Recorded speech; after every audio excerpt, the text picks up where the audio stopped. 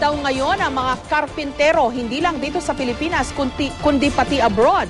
At ayon sa Department of Labor and Employment, mananatiling mataas ang pangangailangan sa mga karpintero at construction workers sa susunod na 5 hanggang 10 taon.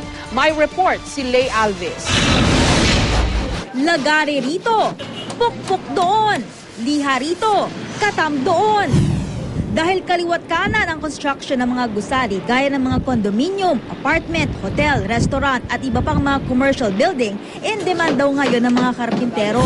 Sa official job portal nga ng gobyerno na philjob.net, halos 1,000 ang vacancies para sa mga karpintero. Increasing yung demand ng carpenters and we can say that boom ang construction syempre sa atin, di ba? Lalo na itong mga infrastructure projects funded by government. Business renting ay in demand din because of the BPO ICT. Si Mang Jose Acaton, swerte raw dahil tuloy-tuloy ang kanyang trabaho ngayong taon. Maraming nagpapatayong building, mga malaking bahay na dito sa Maynila. Nasa pagitan ng 9 hanggang 10,000 ang average na sahod kada buwan ng karpintero. Ang mga arawan naman ng kita sumasahod ng mula 400 hanggang 500 pesos kada araw. Gaya ni Mang Deson sa Blante. Sumasahod lang po naman kami ng 420. Sapat na po ba yon? O kulang pa? Kumbaga sa amin ma'am, tiyaga na lang po. Kumbaga sa ano lang talaga, kung tutusin sa malayuan, medyo may kakulangan konti. Pero sa amin na mga mahirap, siyempre wala naman kami magagawa.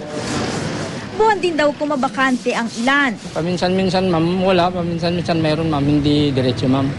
Pero kung nababakante po kayo, matagal ba o hindi naman?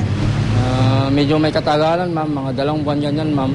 Kung ikaw ay karpintero at gusto mo ng regular na trabaho at mas malaking sahod, pwede mong gawing specialized ang iyong carpentry skills ayon sa DOLE. May bentahe raw kapag ikaw ay formal na nag-aral ng carpentry sa mga accredited school ng TESDA. Depende kasi sa skills. Gumagawa ka ng mga furnitures, mga carvings. So highly skilled ang kanilang category. Definitely it's more than 10,000 ang kanilang take home pay niyan. Mula 3,000 hanggang 7,000 pesos ang halaga ng carpentry course sa public at private technical schools. Nagbibigay rin ng scholarship ang TESDA. Malaki rin daw ang demand para sa mga karpintero at iba pang construction personnel sa mga bansa sa Middle East. Makikita ang mga job opening dito at sa ibang bansa sa official job portal ng gobyerno na philjob.net. Lay Alves, GMA News.